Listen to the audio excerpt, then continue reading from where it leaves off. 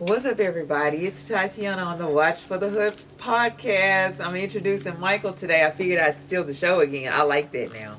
All right, Miss Parker. Look at her. She getting this intro down, people. Woo! Whatever. All right, so Miss Parker, what we doing a deep dive on today? So today, because we get right into it, huh? Let's hit it. Let's hit 'em. Let's hit 'em. go. Yeah. So today we're gonna really do a deep dive into sponsorships and donations. Just really getting that understanding of the difference. So, Miss Parker, for those who don't understand, what is a sponsorship? A sponsorship, it's when a business does like a financial contribution to another business because you find value in whatever they're doing at that time. So basically, it's a mutual, what you have, mutual partnership. Basically, you see value in a company, Yeah. and you're like, I'm gonna give you X amount of dollars in hopes of getting some type of marketing or publicity In return. in return. Yeah. Okay. Yeah. All right, so bet. All right, Miss Parker. So, what is the definition of a donation? So a donation, otherwise known as a charitable contribution, okay, that's when you donate to another organization and you're really not expecting anything in return. Okay, gotcha. So basically, when a donation is, you're giving them something that you can write off on your taxes, and it's just saying, Yeah. here's something to say thank you, or here's something to help y'all out. Yeah, and honestly, we've done both. We've done sponsorships, which have been amazing, Gotcha. and we've done charitable contributions. All right, so Miss Parker, so this deep dive got to come from somewhere.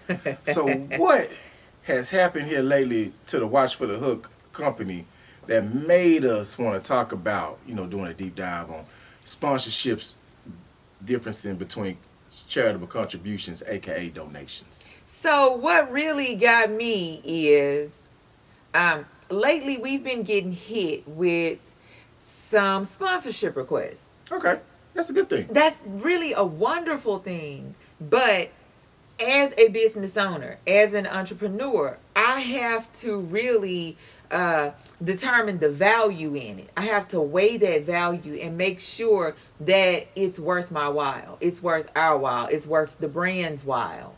Because it's being the business, you're looking to do what? Make a... You want to make a profit. Got you. Yeah. So if you spending money out, you looking to get what? You want to get some money back. In. Got you. And let's be very clear. Some of our sponsorships in some cases have they haven't necessarily yielded a dollar result, but we have made some astounding connections. Hey, shout out to the Connects. Yeah, and that's perfect. That's cool. I love that. And the connections led to what? More networking opportunities, Yes. more exposure, Yes. more platforms for us to be on. And certain things we talked about is, Yeah. networking across multiple platforms. You have to do it. You need to be open to it. That's an episode. Go check that one out, y'all. Exactly. And some of that came from being what? Sponsors. Yes. So that's fine. Sponsorships don't always have to equate to a dollar as far as your return. But honestly, lately, going back, because I know I done got off topic. Keep it going. I got off topic. We've been hit with some... If you could see me, I'm doing the air quote sponsorship request. Air quotes. Air quotes. And I've just been weighing them out, and I'm looking at them and I'm mulling them over. And sometimes I even kind of like question, because they came directly to me. Exactly. Yeah. I questioned if I should even share them with you, because I'm like, I'm already over here, kind of skeptic, side-eyeing, being real hesitant. So it's making me wonder, is this going to be a continued waste of my time to read this or to even share this with Mike? But because he is, 50% of everything, even if he wasn't, I'm still going to want his opinion, because you do need that checks and balance system in place. And one of the biggest things that we've learned from all this is that, like I say, Miss Parker is the financial bookkeeper for Watch for Hook. I'm not going to get it twisted. She runs the numbers. She tells me what is and what ain't going to happen, which is cool. But also when she says, Michael, check this out. Somebody came to us and was like, hey, we were wondering if y'all could sponsor this event or sponsor, this thing that they got going. Yeah, sponsor a kid. Yeah. And sometimes you have to be weighing your options, because at the end of the day, we're still a business. Yes, we are. And you have to operate as a business first. Yeah. and then you operate as something else later. Social club. Yeah. Because let's just be I don't honest, know. we are not non-profit. We are for profit. We do not have a 501c3. I'm sorry. We don't. Exactly. Nor do the manufacturers and designers that we work with. Exactly. They They need their ain't fee up front. Yeah, let's be honest. We ain't getting shit free out here. No, we not. Not But just really on that sponsorship versus donation, I've noticed that within some of these instances where we've been contacted or reached out to, which I'm flattered, that we're on their appreciate radar. y'all thinking of us Yeah. in that light.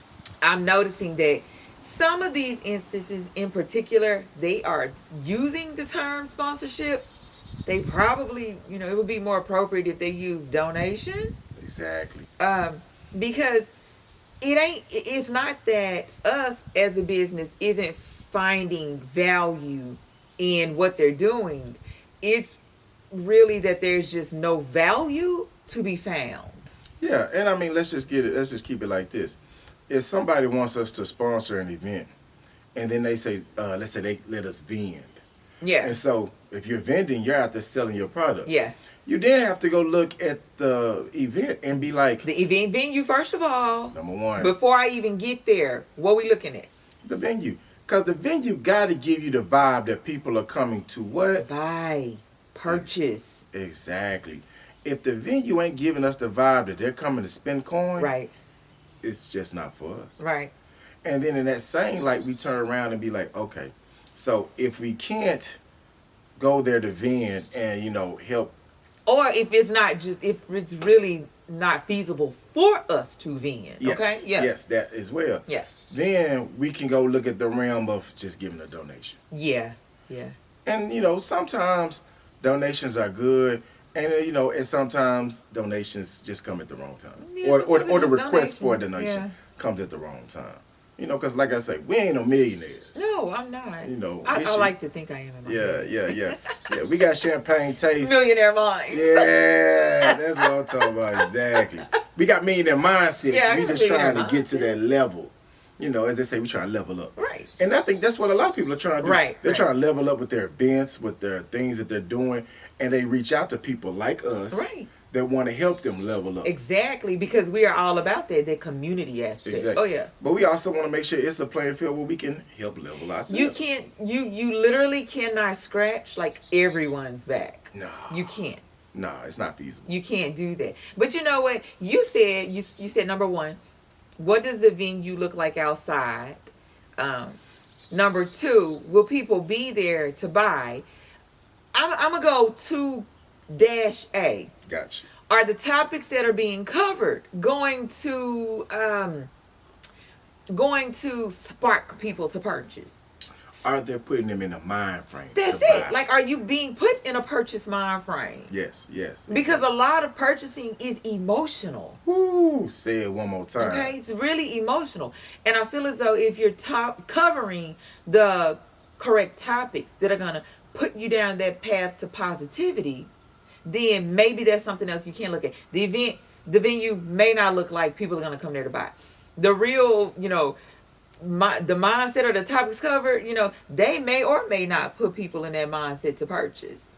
So. Because let's just be honest, if some of your topics is depressing, Oh gosh. ain't nobody trying to spend no coin. No, they're not. And that's not to say you shouldn't go to events where people are covering depressing topics or real life topics. That's not to say that at all, because those are those uncomfortable conversations we talk about all the time. That's Exactly. an episode. Go check that one out. Exactly. But it's just a matter of will the dollar that I put in return a dollar in some shape, form, or fashion, some value back to me. And I'm not devaluing anybody's business, anybody's event. But just like those individuals had to weigh out whether or not to reach out to us, we have to weigh out whether or not we going to open up the pocketbook. Exactly.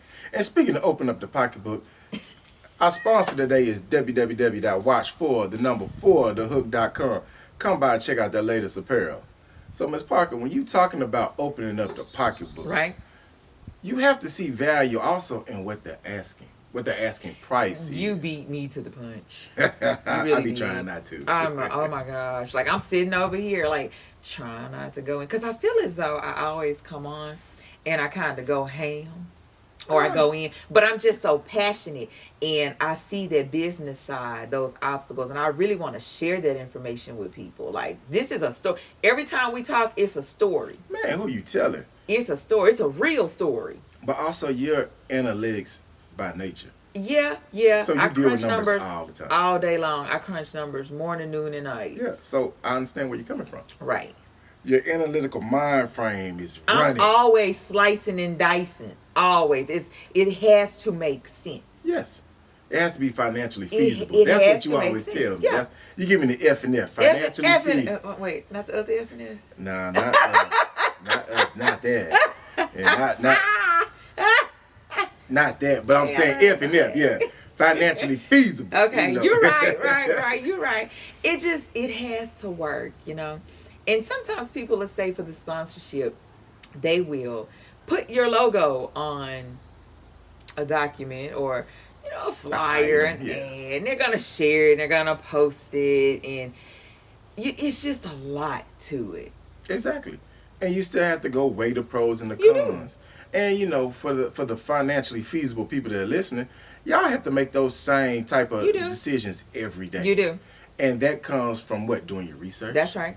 Getting the great information that Yeah. you need to get. And then also saying, is this for me? Boy, that right. Okay, so you literally just hit 2 of our episodes. Hey, we giving y'all Do that your knowledge. research. Is this for me? Everything is not for you. Yes. And we try to, like I say, this is a deep dive onto topics we've already discussed earlier. But we're sitting here trying to make sure that people can understand. And we also talked about this on our other episodes. Don't overextend. No, oh my gosh, we did. And overextending your time and your pocketbook can be detrimental to your business. Sure can. And so when we talking about sponsorships versus donations, each one of those will financially impact your pocketbook They of your will. business. They will. That donation, you're not going to anticipate any return. Nope. That sponsorship, you're going to hope something comes back to you. Exactly. Whether it's a conversation, a communication, anything, correspondence, like a sale. Like even I think I said in this seminar a couple of weeks ago. It might ain't be a couple, maybe in a week and a half, and they were discussing marketing value. Yeah. And I was listening to the host say, if you're going to a marketing company and you're giving them $6,000. Give them a smaller number. 3,000. 3,000. You have to discuss with them, what do we get back or your business gets back in return profit wise. So if you're going 3,000 on the marketing budget, he said, in no uncertain terms, you should be asking for at least your money back plus some. So let me tell you, because Michael's over here catting around it, because I like the numbers. If you go to somebody that's supposed to be doing marketing for you, and we know, let's put this out here, you need to be planning the market between 3 to 6 months, right? Exactly. Okay, that's cool. That's out there in the open. You don't expect no major return 3 to 6 months because you both have to get to know each other. The algorithms have to learn each other. They got to understand what you want. You got to understand what it is they can provide and how the boundaries and limits can be pushed. That's out there. We know that. If I sit down at the table and these individuals, this marketing group, corporation, whomever, tell me we will charge you $3,000, right? Yes. My question back to them better be, if you're charging me 3, what is it you're gonna do to get me 9,000 back? Because that's what he said. Exactly. So as we run these numbers and these analytics for you, if you work that in a sponsorship world, if you say I'm sponsoring you for $3,000, you're not expecting to get 3 back. But you're expecting to get some form of something back. Yeah. If you are donating $3,000, that's $3,000 That's gone. $3,000. And that's gone. But you were okay with that. Yes. You knew what you signed up for. Exactly. And so that's the breakdown we're trying to get people to understand. When you're putting your money out there as a sponsor, you're looking for something in return from that company you found value in. Yes. And when you see value in somebody, let's just be honest, you see a way to get a beneficial reciprocation from them Right. that you're giving out. And that's the value. Value is money. Let's just not get